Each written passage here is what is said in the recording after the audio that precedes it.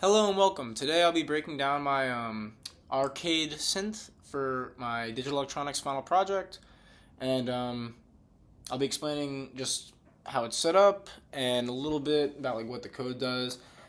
But and I'll mainly just show some results. But so to start, I have the teensy on a breadboard with the audio shield as well because I'm using the onboard synthesis. I have 3 potentiometers here. And they are all wired just into, the teensy to control different things using the analog pins. And then I have 2 buttons here, and then obviously the main visual difference is that I have a huge arcade joystick here.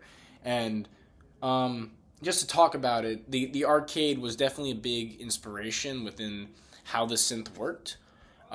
It's supposed to feel very much like these 2 buttons here initially were supposed to be arcade buttons. I didn't properly make an enclosure in time because I didn't have enough time. But I mean, that definitely has a key feeling in the synth, and you'll hear as like there's a laser effect, and the way like the synth it sounds like a little bit 8-bitty and stuff like that. All right, so let's see how this sounds. Let's plug in here, and what you'll initially hear is there's a sawtooth playing the melody and a sawtooth beneath it playing a bass. These are both just arrays of integer values, which are then being mapped to the frequency of oscillators. And I'll just show the joystick and how it changes the melody. So when you go,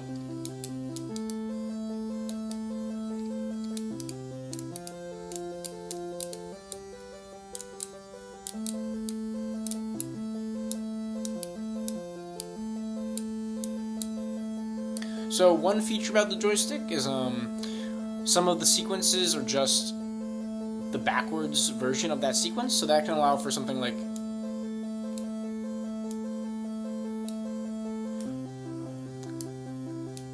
just gives some more control. I mean, it's all very like simple in the end of it. That's kind of the point. It's supposed to just sound kind of easy, but there is some fun little twists, and we'll get into that right now. So there are 2 buttons, as I mentioned before, and when you press these 2 buttons, one is a lasery sound, and you can control each of these with their own pod. There's one for each, one for the laser, one for the other sound, which I'll get into, which is a kick. This is just mapped to a bunch of parameters, including frequency, length, level, and depth of the pitch changing. So that just allows for like some weird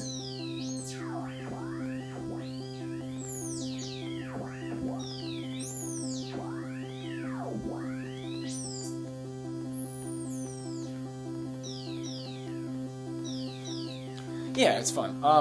And then the other button is a kick. So, as you can hear, that's a really weird. I'm keeping it like this so you can hear it more. The low frequency doesn't quite come through great through the speakers, through the mic.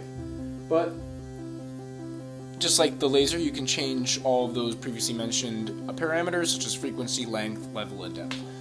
And this last potentiometer controls the filter, delay, which is used for like a phasing kind of effect, and the bit crush, and it's being mapped for bit crush. It's being mapped through bits and sample rate.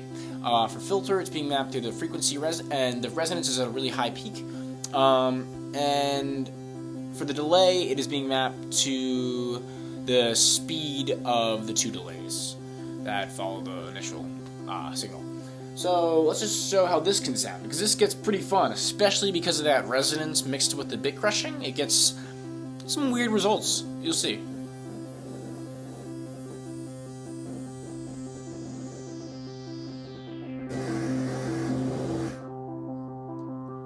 There's this little sweet spot where you can unleash this like little noise. But anyway, what's really fun is that this is also connected to the drums and the laser sound. So if I play some of these,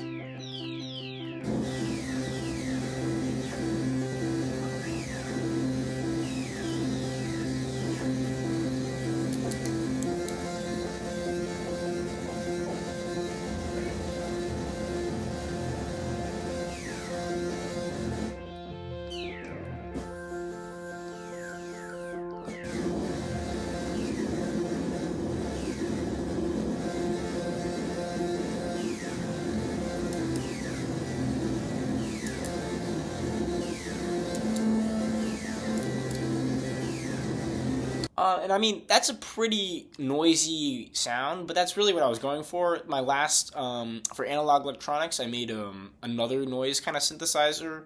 It was a little more basic, so we were just working in analog there. But I thought this was really fun, and honestly, I want to kind of just build on this idea. I think the arcade kind of feeling of the synth is really cool, and I had a lot of fun making this.